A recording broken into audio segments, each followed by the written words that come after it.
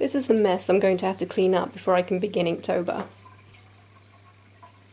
Hi guys, and welcome to another video. Today I am inking my first drawing for Inktober, obviously posted late. So this drawing of a dragon, I initially saw it on a Google image, I then sketched it into my sketchbook and then decided to trace it onto the Frisk Bristol board and make it my first drawing of Inktober. I just wanted to make my life easy by not having to worry about doing a completely new drawing, and especially as yesterday was so busy. I actually started this drawing around 10 o'clock at night and I had so much interfere with what I was doing that I ended up finishing it around 2 in the morning. So at the end of the video you'll see me sign the work and date it. For the signature, I have dated it as the 1st of October 2017, but the timestamp is technically referring to the 2nd of October. I just thought I would clarify that in case anyone gets confused by the date and the time that I put on at the end. So anyway, now that we've got that out of the way,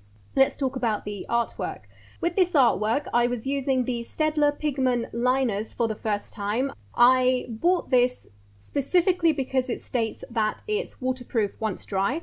I haven't been able to test out that claim with watercolor, but I did get to see how the ink stays or smudges with the Winsor & Newton brush marker, and spoiler, it does smudge. So if you are going to ink with the Staedtler Pigment liners, I would highly recommend that you don't then go over it with the Winsor & Newton alcohol brush markers. So anyway, I made a huge mistake with these liners. The first thing I should have done when I got these liners is tested them out on a separate sheet of paper.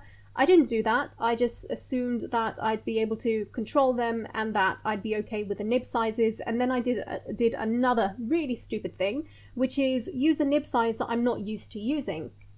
So normally I would use the smallest nib size, which with these Staedtler liners is 0.05, with the Pigment microns it's 0.05, so I'm pretty sure that's the same nib size. And I know I can use that. That's actually my favorite nib size to use, and it helps me create the type of inking that I like to do, the style that I have figured out how to do and really enjoy doing. And if you want to see what that looks like, I do have a video of me inking Lara Croft. Just to make it easier for you guys to find it, I will link it. You can find it on the I button at the top right hand corner of the screen. So anyway, for some reason I wanted to use a bigger nib size. I thought that I would be able to control it in the same way as the smallest nib size, but I was completely wrong. So when I started to lay down the ink, I wasn't able to ink in the same way that I have been with the smallest nib size.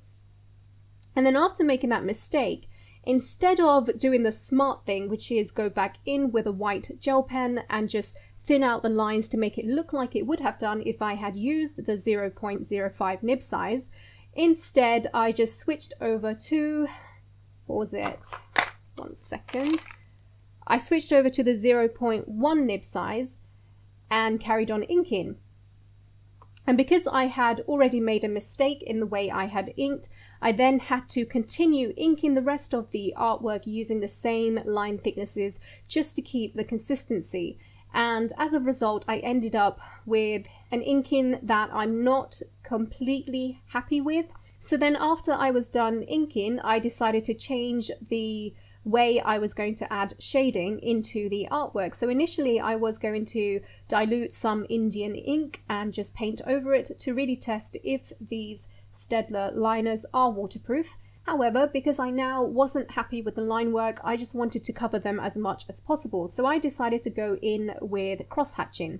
After the cross-hatching was done, I have to say that I am happy with the way it looked. It did cover up a lot of the mistakes that I feel like I have made. Although now that I'm looking at this piece the next day, I actually don't think it looks as bad as it did to me yesterday. Then actually, what I should say before I go on to the next part is that these pigment liners are actually very smooth to ink with. They don't have too much ink flowing out of them, so I find that I can control it.